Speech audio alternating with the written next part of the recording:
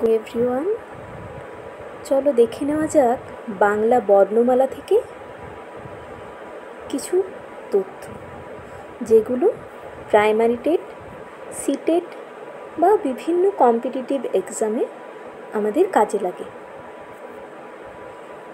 দেখো, প্রথম প্রশ্ন আছে, বাংলা বর্ণমালায় মোট বর্ণ আছে 50টি, স্বরবর্ণ সংখ্যা আছে 11টি, ব্যঞ্জন বর্ণ আছে 39টি।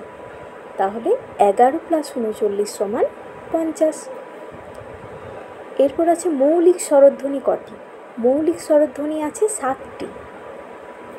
অ, আ, হ্রস্বই,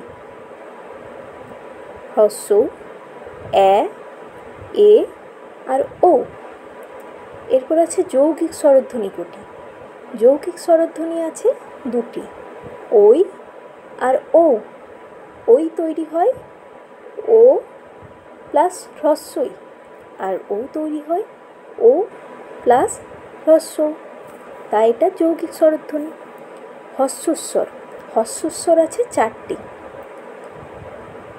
অ, রস্বই, রস্য আর রি, অর্থাৎ যেগুলো উচ্চারণ করতে কম সময় লাগে, হস্য, সেই কারণে হস্যস্বর। আর দীর্ঘস্বর আছে 7টি, আ, দীর্ঘই, দীর্ঘ, এ, ওই, ও, ও। এই 7টি দীর্ঘস্বর, উচ্চারণ করতে বেশি সময় লাগে। এরপর আছে স্বরধ্বনি কটি? স্বরধ্বনি 11টি, আর স্বরবর্ণ 11টি, আর স্বরধ্বনিও আছে 11টি। মাত্রাহীন বর্ণ, বাংলা বর্ণমালায় মাত্রাহীন বর্ণ কটি আছে? 10টি মাত্রাহীন বর্ণ আছে, তার মধ্যে আছে 4টি স্বরবর্ণ আছে, এ, ওই, ও, ও।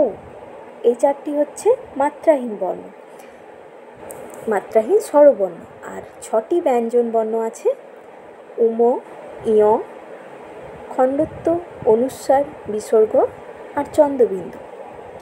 এরপর আছে মাত্রাযুক্ত বর্ণ, অর্থাৎ পূর্ণমাত্রার বর্ণ কটি আছে? 32টি, 6টি স্বরবর্ণ আর 26টি ব্যঞ্জন বর্ণ।